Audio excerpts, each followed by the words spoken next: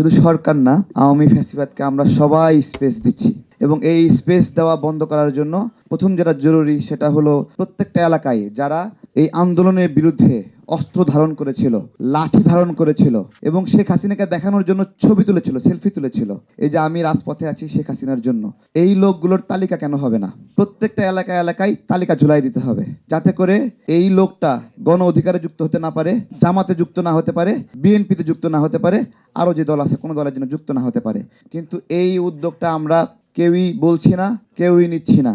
শুধুমাত্র আন্দোলনের তালিকা করলে হবে না, আহত তালিকা করলে হবে না, নিহত তালিকা করে, নিহত যে সে তো মারাই গেছে, ঠিক আছে, সমাজকে বাঁচানোর জন্য প্রথম এই তালিকাটা করতে হবে।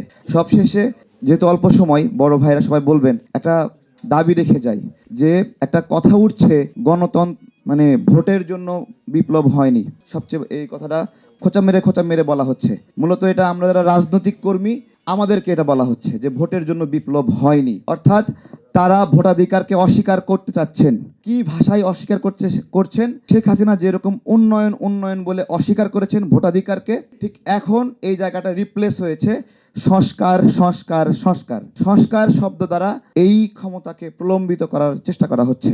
আমরা কিন্তু কখনোই অস্বীকার করিনি একটা রিলেভেন্ট টাইম দেওয়া হবে না, যৌক্তিক সময় দেওয়া হবে না, কিন্তু আমাদেরকে অসম্মান করা হচ্ছে। আজকে যেটা বলবো যে ভোটাধিকারকে প্রশ্ন করে, এই প্রশ্ন মানে ভোটাধিকার থামায় দেওয়ার জন্য প্রশ্ন করে, যেটা যেমন 16 বছর না খেয়ে আছে, ভোটের জন্য পাগল হয়ে গেছে, ক্ষমতার জন্য পাগল হয়ে গেছে। আমার প্রশ্ন হলো, জনগণের জনপ্রতিনিধি নির্বাচন করার যে অধিকার, এই অধিকার নিয়ে কেউ যদি প্রশ্ন করে, সেই প্রশ্নটাও ফ্যাসিস্ট কোশ্চেন কিনা, ওইটাও স্বৈরাচারের প্রশ্ন কিনা, আমি না শুধু, যে কেউ যে কোনো মুহূর্তে রানিং গভর্নমেন্ট আছে, সেই রানিং গভর্নমেন্টের বিরুদ্ধেও সরকার বলতে পারে আপনাকে এই মুহূর্তে মানি না, আমরা একটা ভোট চাই, তাই না?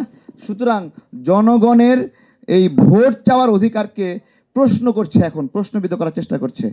আজকের এই সভা থেকে সেই প্রশ্নকে যারা প্রশ্ন করছে তাদের বোধোদয় হওয়ার অনুরোধ করছি যে আপনি যে প্রশ্ন করছেন, আগে নিজেকে প্রশ্ন করেন, আপনি যে 10 জন মিলে এখানে সরকার গঠন করলেন, এই 10 জন কে তালিকা করে দিছে?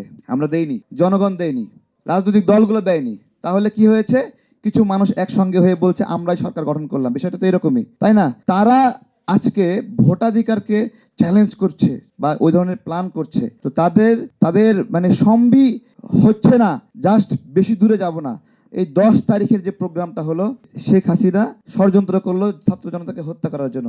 এই দিনে রাজনৈতিক কর্মীরা যদি মাঠে না থাকতো 10 তারিখেও, ঠিক আছে, 10 তারিখেও মাঠে যদি না থাকতো, তাহলে এই সরকার ওই দিনেও পতন হতো। শুধু তাই না, সামনে যতগুলো ইভেন্ট আছে ততগুলো ইভেন্টে রাজনৈতিক কর্মীরা যদি মাঠে না থাকে, এই সরকার সেদিনই টিকবে না। এইটা প্রত্যেক দিন ঘুমানোর আগে ইউনূস সরকারকে হিসাব করতে হবে। এবং এই রাজনৈতিক টিমগুলোর সাথেই এখানে আপনার হলো, এটা এইরকম না আসলেন 10 মিনিটের একটা বক্তব্য দিলেন, চলে গেলেন, আধা ঘন্টার একটা প্রোগ্রাম করলেন, হাসিনাকে গালিগালাজ করলেন, চলে গেলেন, আর রাষ্ট্রের দখল থাকলো। বিষয়টা এইরকম না। রাষ্ট্রের দখল মানে প্রত্যেকটা ইঞ্চি ইঞ্চি জায়গায় কর্তৃত্ব, হুকুমত, শাসন। এই শাসন বর্তমান সরকার রাজনৈতিক দলগুলোকে নিয়ে শক্তিশালী হতে পারত, কিন্তু আমরা প্রত্যেকটি জায়গায় দেখছি যে স্কিপ করার একটা টেন্ডেন্সি।